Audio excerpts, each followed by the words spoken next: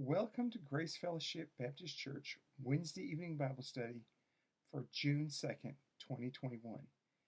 Today is Saturday, May 29th, 2021, and we are in Joshua chapter 10. However, I'm going to start at verse 1 and 2 of chapter 9 because they are actually the introduction to chapter 10, and then there's parenthetical material which we dealt with last week, and then chapter 10. Joshua chapter 9, verse 1 and 2.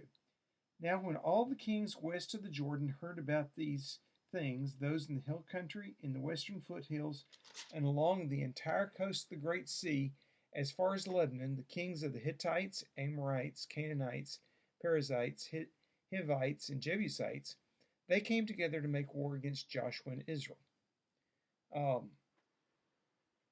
The Great Sea, by the way, is the Mediterranean from perspective of the Middle East. That's the Great Sea. The lesser seas would be the Salt Sea, the Dead Sea, and the Sea of Galilee.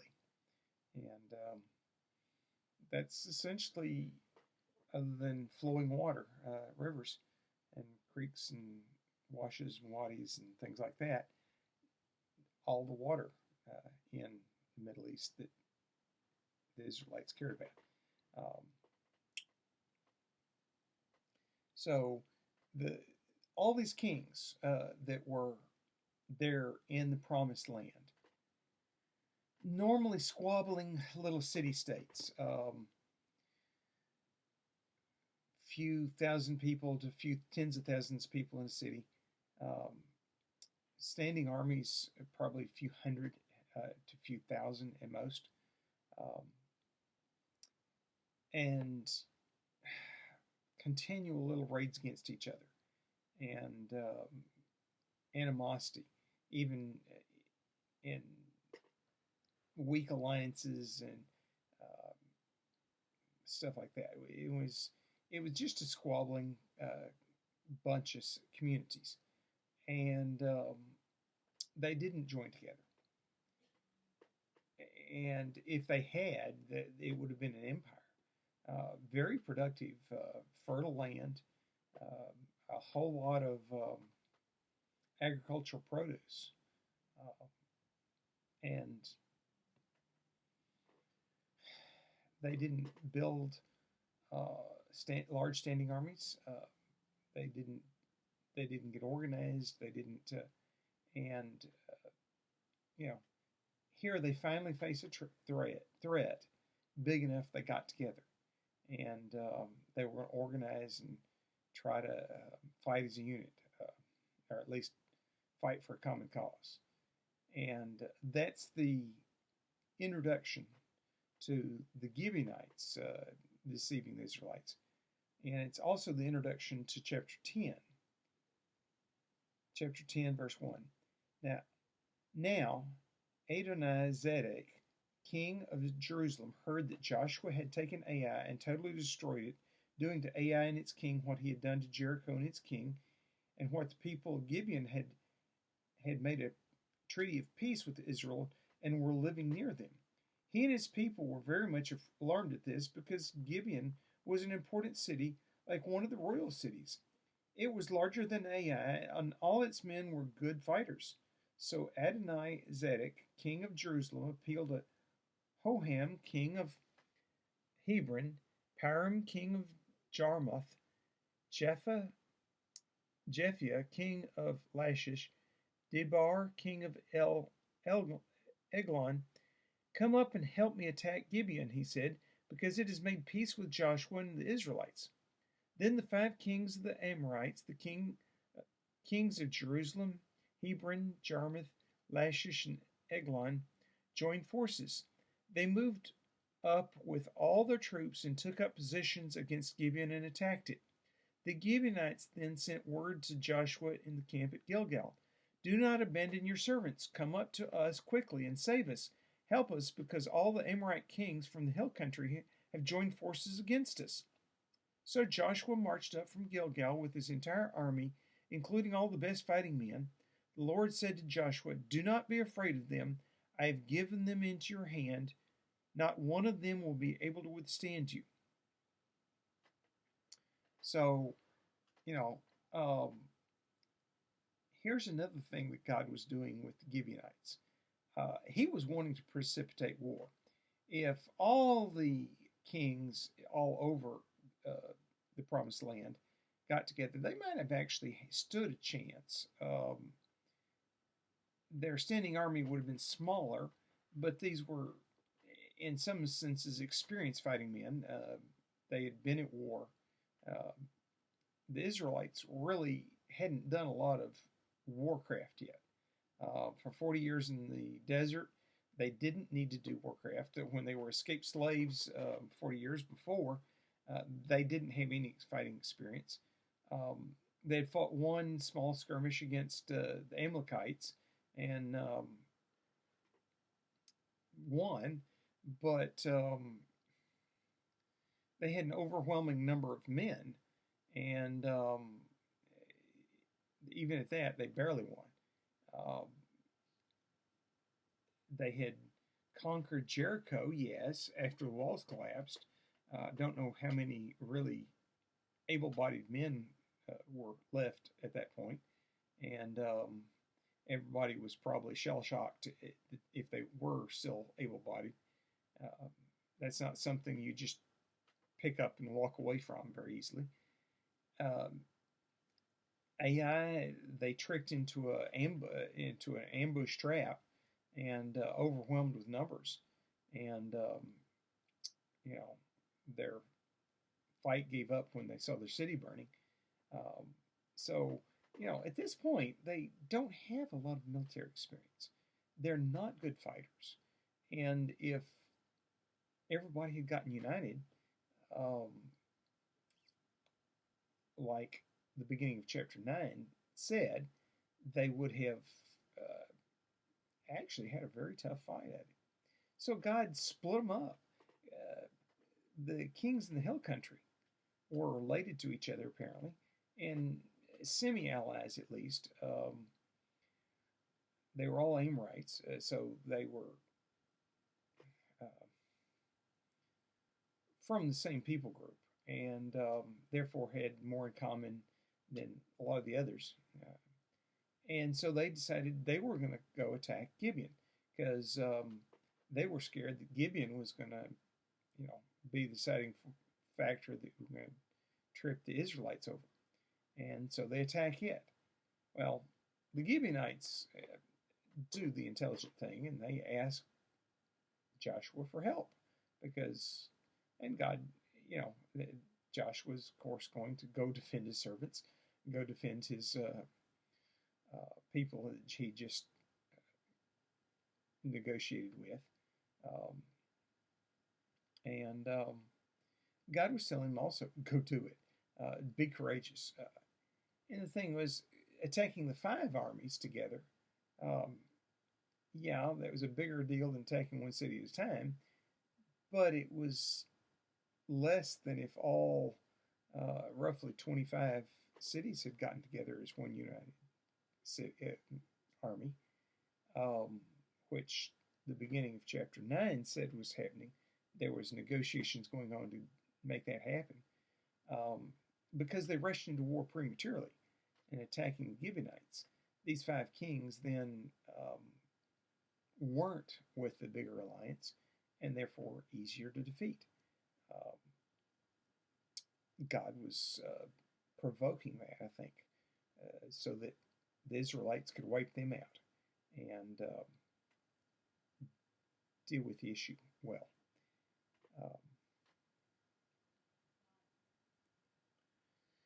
Verse 9, after an all-night march from Gilgal, Joshua took them by surprise. The Lord threw them into confusion before Israel, who defeated them in a great victory at Gibeon.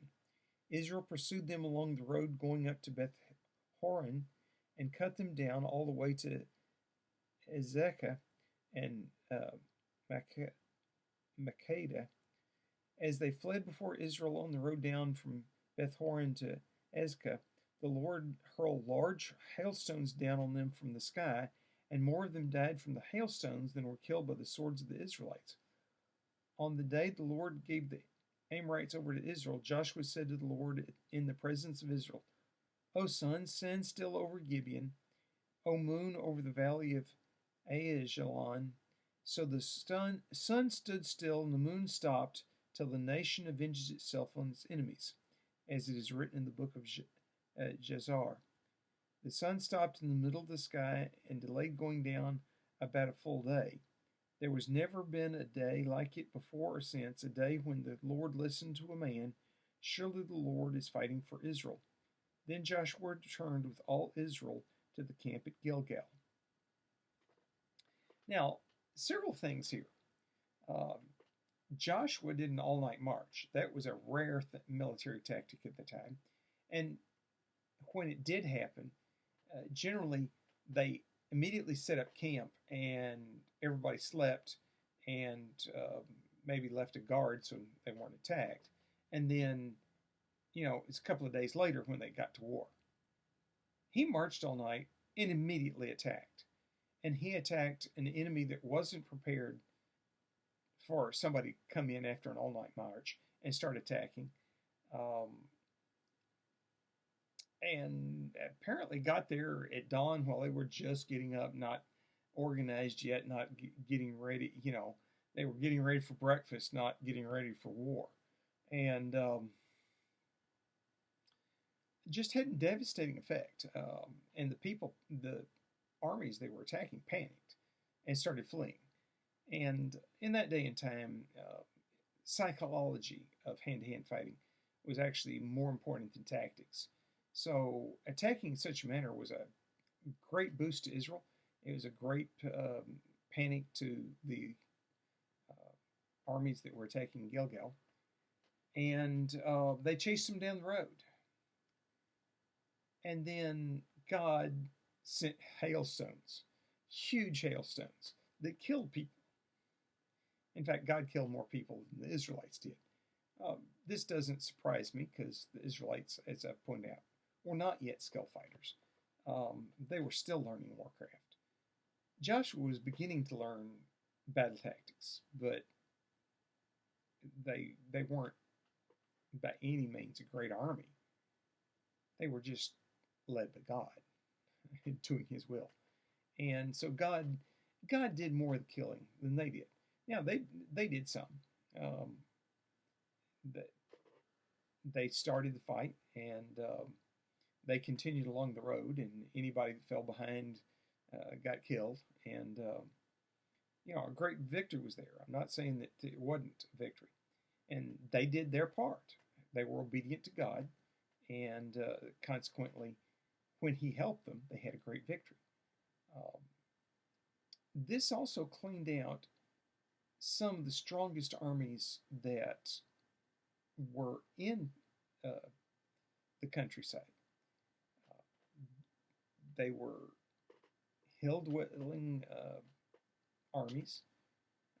Fortifications on a hill are actually harder to attack, particularly in the technology of that day. They held the high ground.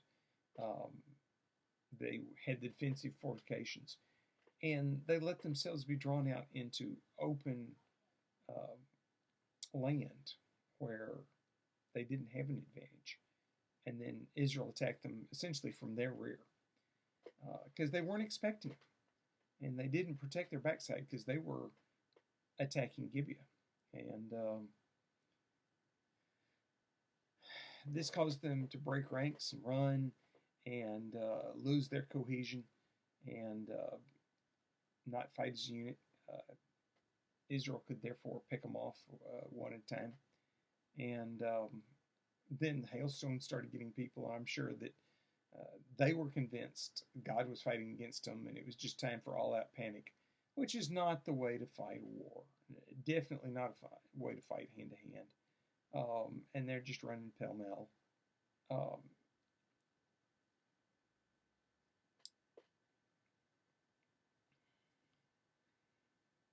And Joshua then asked God for a miracle, that the sun would stand still and the moon would stand still, and they would have longer to fight.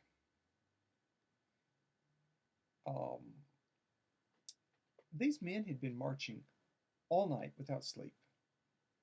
The implication is they'd slept the night before, prepared all day, marched all night, fought all day, and it was a longer day than normal. Of course, this is well before the invention of clocks. They used the sun as a clock, and so when they say it stayed still for a day, that was subjective measurement. But it stood still long enough for them to win. They continued their attack and continued their slaughter. And the road that's mentioned here is longer than a day's march. It would be, 2 days march if they marched regularly. So that is a distinct possibility. The time that it took to go that far, it appears that the day indeed was as long as they estimated it to be. So their estimation time was probably pretty accurate. God performed a miracle that they stayed in sunlight for that long and continued to fight their enemies. Of course, the enemies were probably not only disheartened and panicked and running for their lives, which is not a good hand-to-hand tactic, then they were getting tired. They'd been running for their life for 24 hours by the end. And the Israelites did what they came to do. They killed the whole army. And then they returned to the camp at Gilgal. Now, Scripture doesn't mention how long it took. They probably took days to get back. They weren't in a hurry.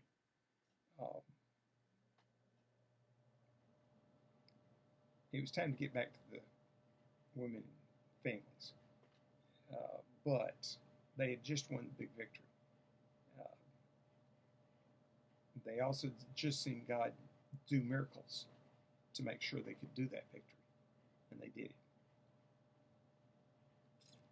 Verse 16. Now the 5 kings had fled and hidden in the cave at Makeda. Then Joshua was told that the 5 kings had been found hiding in the cave at Makeda. He said, roll large rocks up to the mouth of the cave and post some men there to guard it. But don't stop. Pursue your enemies. Attack them from the rear and don't let them reach their cities, for the Lord your God has given them into your hand. So Joshua and the Israelites destroyed them completely, almost to a man, but the few who were left reached their fortified cities. The whole army then returned safely to Joshua at the camp at Makeda, and no one uttered a word against the Israelites. Of course not. They just won. They'd won a very significant battle. The kings realized they were in bad shape, and so they were trying to hide and escape the rout and hopefully then sneak back home and reorganize things. They realized their strategic mistake. But the Israelites discovered they were there. And instead of going into the cave and doing battle in the cave, Joshua did the smart thing.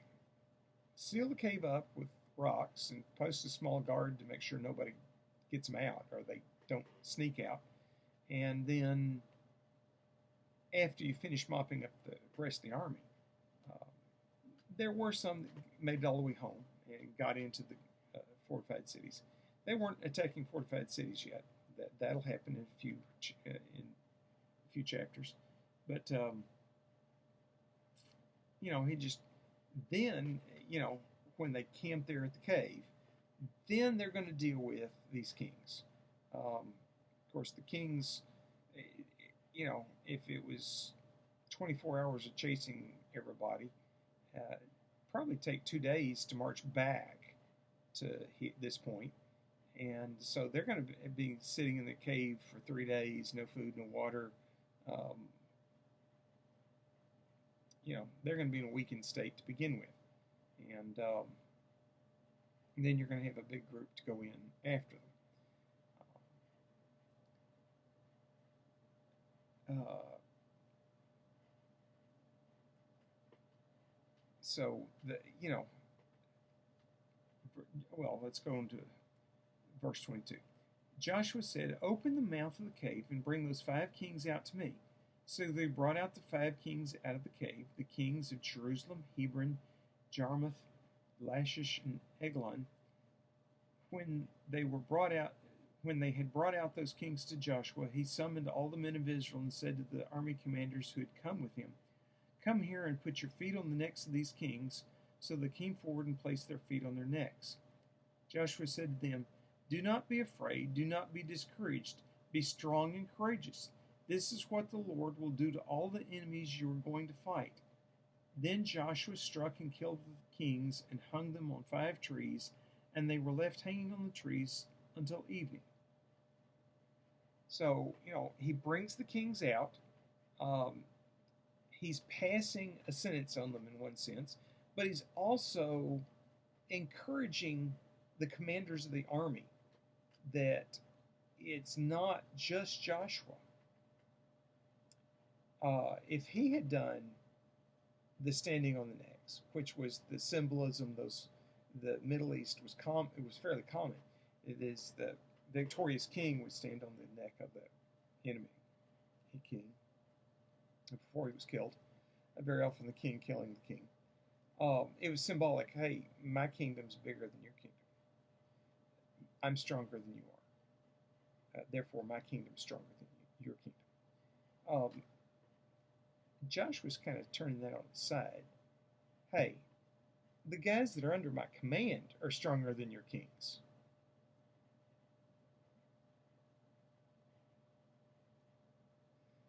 That sends a message, not only to the Israelites, but the people around that heard about it, the people there in the Promised Land, that they indeed were,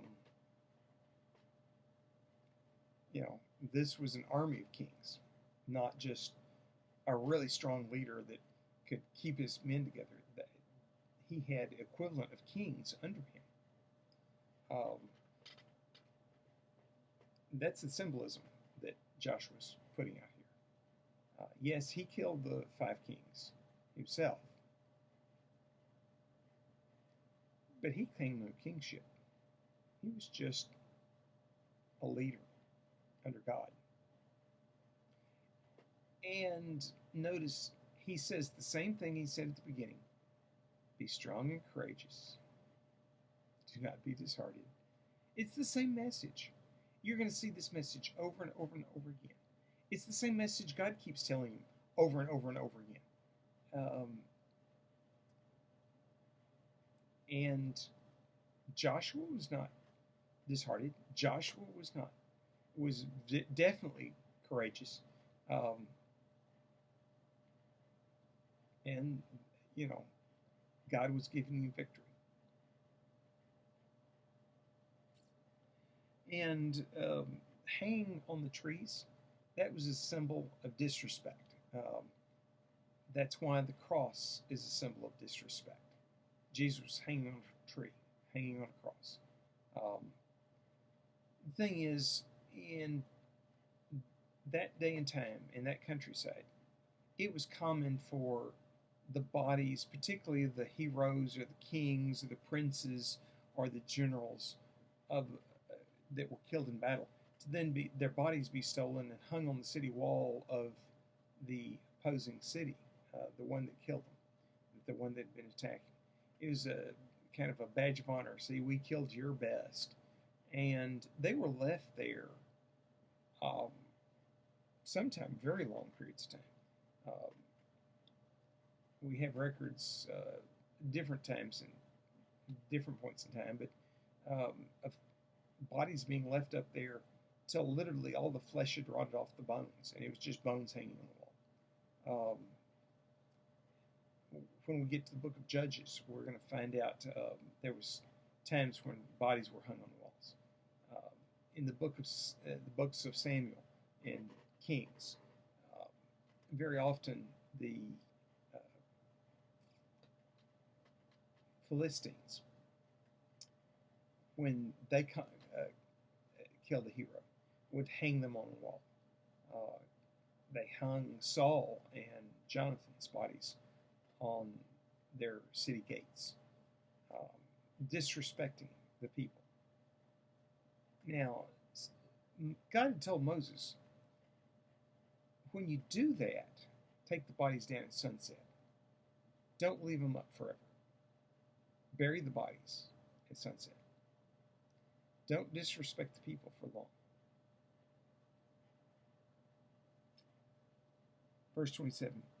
At sunset, Joshua gave the order, and they took them down from the trees and threw them into the cave where they had been hiding. At the mouth of the cave, they placed large rocks, which are there to this day. So Joshua obeyed God. At sunset, he took the bodies down, threw them in the cave, piled rocks in front so that it was actually a burial. Um, it later became common to bury people in caves or artificial caves, and hence the new tomb that Jesus was buried in. It was newly hewn, um, but that had become common practice then. But even in Abraham's day, way before this, roughly 500 years before this, um, people buried people in caves. Um, so Joshua was respecting the kings. Sure, I'm going to show that my God's stronger than your fake gods, that I'm a stronger warrior than your warriors. But you're still a human being and worthy of respect. And buried him in a cave and put rocks across the mouth so the wild animals didn't eat the bodies, didn't scatter the bones. It was also a symbol to the Israelites. Here is what we can do when we do it together and do it in God's name. This cave is where the kings are buried.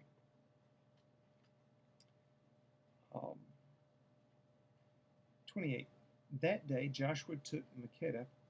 He put the city and its king to the sword and totally destroyed everyone in it. He left no survivors, and he did to the king of Makkedah what he had done to the king of Jericho. So Makkedah was not in this battle. They just happened to be along the side of the road and where the kings hid. But since he was there, Joshua attacked it and took it and killed its leader.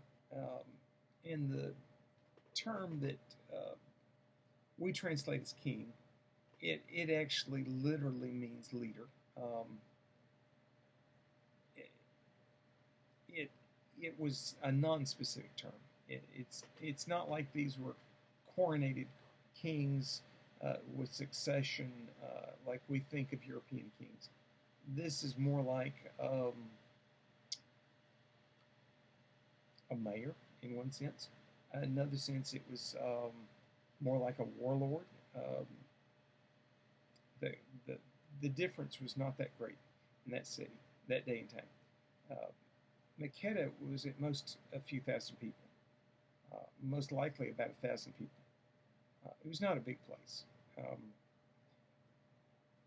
They just happened to be at the wrong place at the wrong time.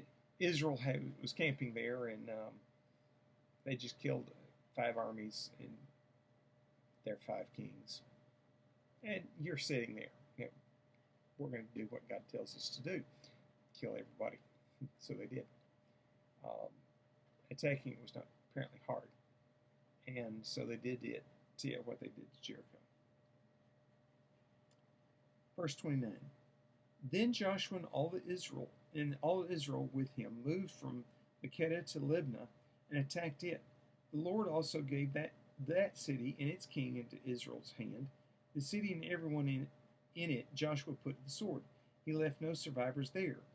and he did to its king as he'd done to the king of Jericho. And then, well, we're going to stop just there. Libnah, you know,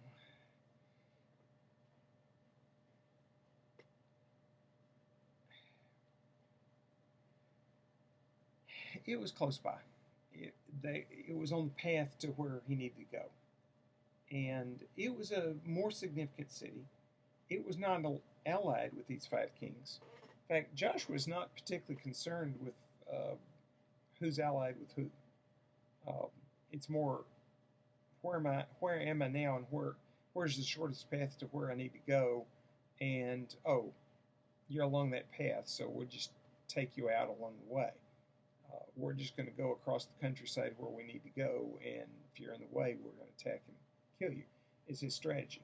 Um, Considering what God's told him to do and what it's not a bad strategy. Don't let them get organized. Don't let them. And if somebody gets mad and sends out and gets their allies to come attack you, well, all the merrier. They're not in their walled city now. They're out in the field where it's easier to kill them, and you can, then come back to weakened city later and destroy it. And he's going from one place to another. Um, he's marched up one road, but instead of back down that road and back the way they came, they're walking across countryside. Um, and they come across the city and attack it and kill it. He's doing what God tells him to do. Verse 31. Then Joshua and all Israel with him moved on from Libnah to Lachish. He took up positions against it and attacked it. The Lord handed Lachish over to Israel, and Joshua took it on the second day. The city and everyone in it he put to the sword, just as he did at Libnah. Meanwhile, Horam, king of Gezer, had come up to help Lachish, but Joshua defeated him and his army until no survivors were left. So, Lachish was one of the cities that he had just fought the army of. So it's a weakened city. It is a walled city. It was one of the larger cities. It was on a natural hilltop. It was naturally easy to defend. The original hill had cliffs on two sides, and one of the other sides was fairly steep, so it was hard to climb. And so there's only one approachable side. And so it was fairly easy to put walls up that made it real defendable. And with no experience taking a walled city, they took it on the second day. That partly tells you how few soldiers were left in the city. They'd killed them in the previous battle, leading up to this, the beginning of chapter 10, around Gibeah. And, it does make sense to go attack those five cities and destroy them while they don't have an army. And they're in chaos without a king. And, the population doesn't know what's going on and doesn't have good intel. And they don't have their leaders and they don't have their men. And, so Joshua is doing what God has told him to do. And he comes up to the city. They besiege it, and it falls on the second day. They have no siege equipment. They didn't build a ramp in one day to attack it. They were basically just coming up and attacking the gate and trying to beat it down, and they succeeded. It wasn't being defended from the inside, is the implication. Because if you were within the city and defending it from the inside, and it would be easy to defend. They didn't have an army. It had just gotten killed a few days before. And so they took the gates down and attacked the city and rushed in and killed everybody. They're following God's orders. But they had allies. They had ally with They were allied with Horam, king of Gezer. He hadn't been involved in the other battle, so he still had his army. And the few city leaders that were left called for their allies to come help them. And so they came and rushed to aid. Again, this is to Joshua's advantage. The army's out in the field instead of hiding behind their fortifications in their city. Uh, Joshua has, in one sense, they're on equal terms now. It's who can fight better. Um, well, Joshua's men are getting very confident. They know they're doing God's will, and they're seeing success, and amazing success. And here this army attacks them, and they know they're going to defeat it, and they do. And they kill the entire army, the king and all his men.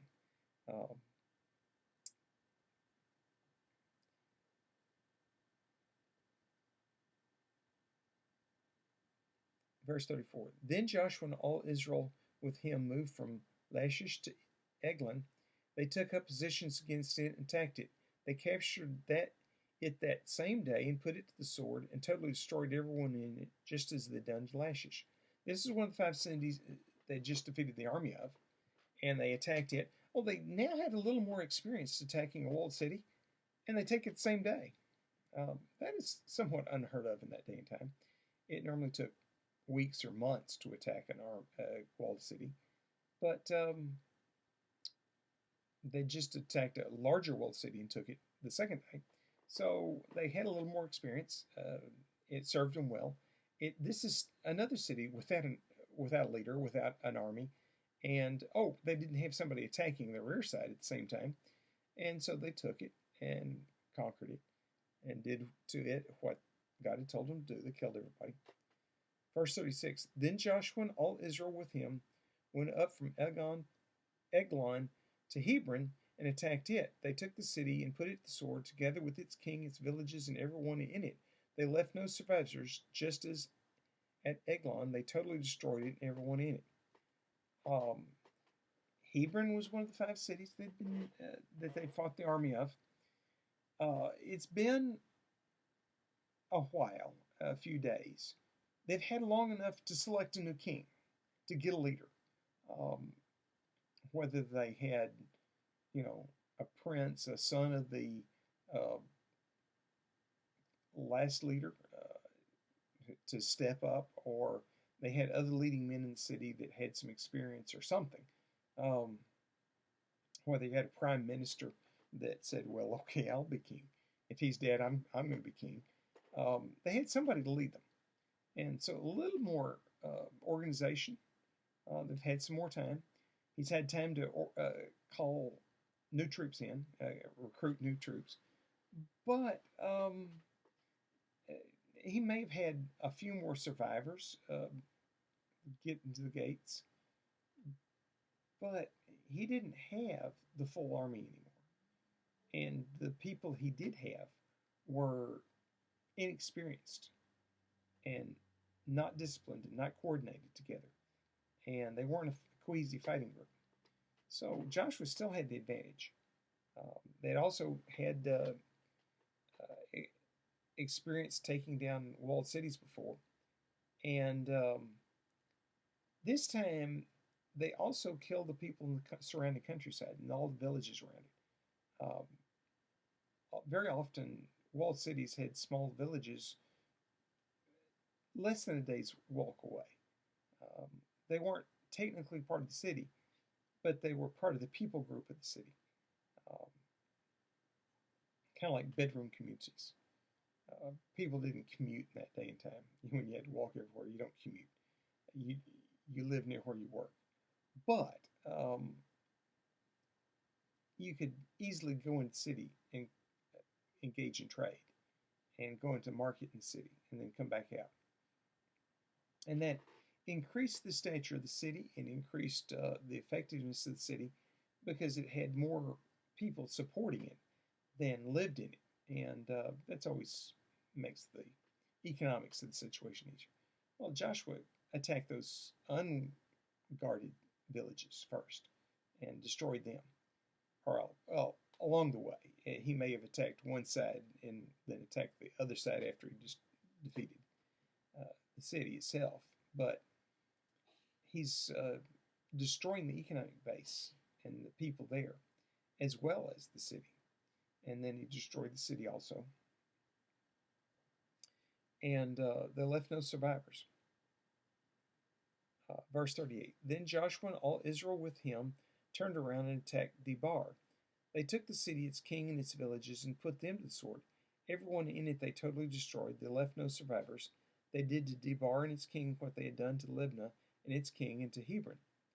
So Joshua subdued the whole region, including the hill country, the Negev, the western foothills, and the mountain slopes, together with all their kings. He left no survivors. He totally destroyed all who breathed, just as the Lord, the God of Israel, had commanded. Joshua subdued them from Kadesh Barnea to Gaza, Gaza, and from the whole region of Goshen to Gibeon. All these kings and their lands Joshua captured in one campaign, because the Lord, the God of Israel, fought for Israel. Then Joshua returned with all Israel to the camp at Gilgal. So this is the southern part of what we now know as Israel, and they attacked it in one campaign. It was probably several weeks. We're not given how long it takes to go between, but if you assume 10-mile a day walk between these, having to break camp, walk, set up camp, etc., etc. 10 miles a day was typical travel speed. If you assume that, you get on the order of 3 or 4 weeks with them constantly moving, constantly at war, constantly getting there. Everybody that stayed there died. He said he left no survivors. Now, we find out later that there were indeed survivors in the land. People that fled, that saw the army coming, and they decided, nope, not staying here. I'm grabbing what goods I can take and go. And they went someplace else. And then later they came back. But they were doing what God told them to do. They didn't see the refugees leaving. They didn't see the people fleeing. They would learn about that later. But right now, they're doing what God says. So it's literally true that they killed everybody that was there. They didn't leave survivors. That's what God had told them to do. That's what they're doing. Toward the end of the book, we're going to learn that God tells them, I've left some people in the land to test you and to train you in war and to see will you obey me. And we finished the job I've started for you. Well, they failed at that. But that's much later in the story. We'll get to that part later. But, this is an amazing military campaign. As a young child, starting to read scripture the first time in elementary school, I thought war was glorious. I thought this is an amazing war, and that Joshua is an amazing general to be able to conquer everybody and kill everybody in the area. And yes, in one sense, it is. But in the other sense, because he's obeying God, it's not all that amazing. God's working for him, and he's obeying God. And let's face it, a lot of the people they killed were the women and children left behind by the men, and the non-military men that were left behind, shopkeepers and old and things like that, people that were not warriors. So, in one sense, an army against civilians is not that amazing. The army wins. On the other hand, the organization it would take to sweep through the whole countryside, make sure there were no survivors in the villages, no survivors out in the farms, no survivors um, left hiding somewhere in the villages. They were pretty organized to seek everybody out and make sure they didn't leave stragglers. And they're not taking prisoners. They are destroying wicked people and claiming land. And so they subdue these cities. Notice that the city they did not attack was Jerusalem. Um, Now, the beginning of chapter 10 said the king was an Amorite, and his army was the Amorites. Now, Jerusalem was a Jebusite city, so apparently he had conquered it recently, and the Jebusites had been displaced or conquered. Later, we're going to find out the Jebusites have it back. So they took advantage of the vacuum and took their city back. Jerusalem was also a much harder city to attack. One thing, it was larger. It was on hillier ground. Uh, Now, we don't know exactly how big it was in that day and time. It probably did not cover as much ground as it did in David's day, or definitely not as much as in Solomon's day or today. It was a much smaller city then. But if it was the old city that was the very ancient part of the city that was before David, it was a natural fortification. Basically, cliffs on 9 of the 10 sides, kind of thing. Very, very small access points, natural access points. Very easy to build walls on the top and gates on the access points.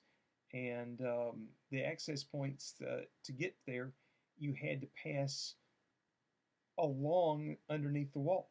So trying to go up to the access point, you could, if they were defending it, you would be attacked the whole way and with no ability to respond.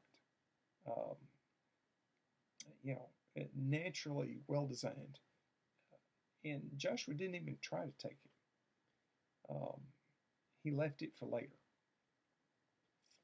They had done enough, and it was time to go home and make sure the women and children were fine. They hadn't been attacked. Make sure that the herds were still intact, etc. And so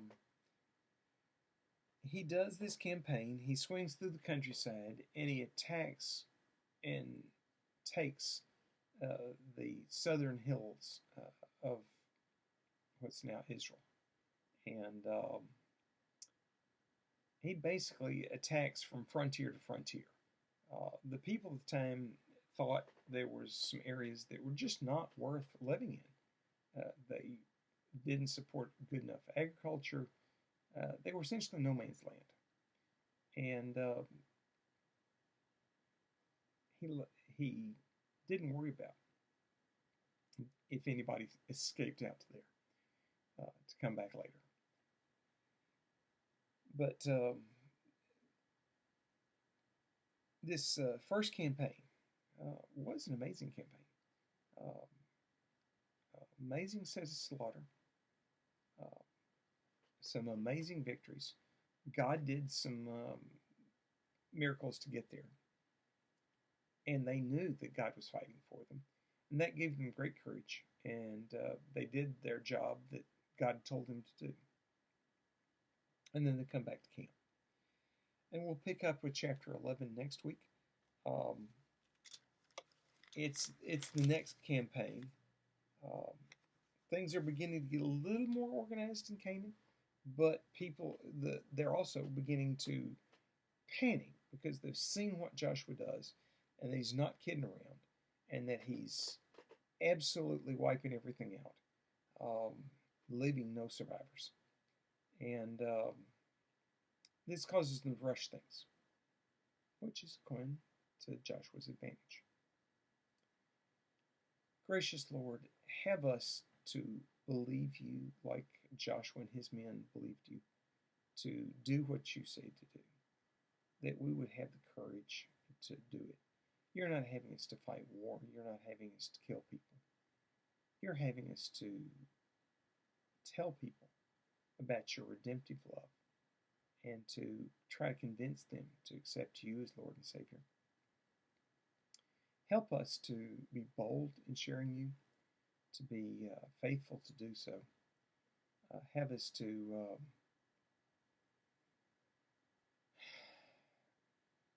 have the same kind of courage Joshua and his men did. And Lord, I ask for the same kind of victory that you gave Joshua and his men, that we would bring people to you.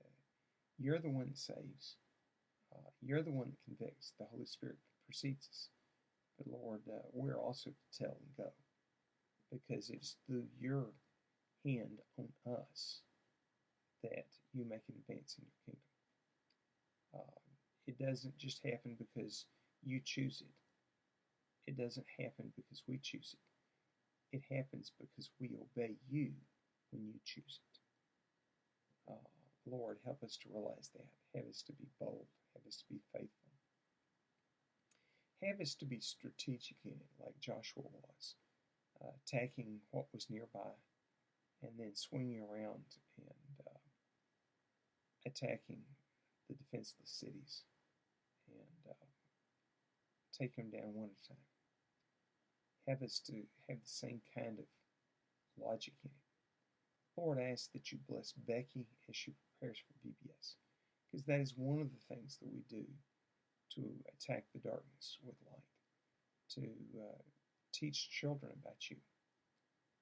I ask that everyone that participates in Vacation Bible School would do their part well, from the teachers of whatever area, the crafts to recreation to freshmen to even the people who clean up, Lord, that we would all work together as a team.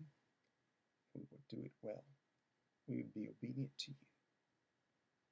In your gracious name, amen. And I hope to see you at church Wednesday night. If not, I'll see you here again next week. Have a good week.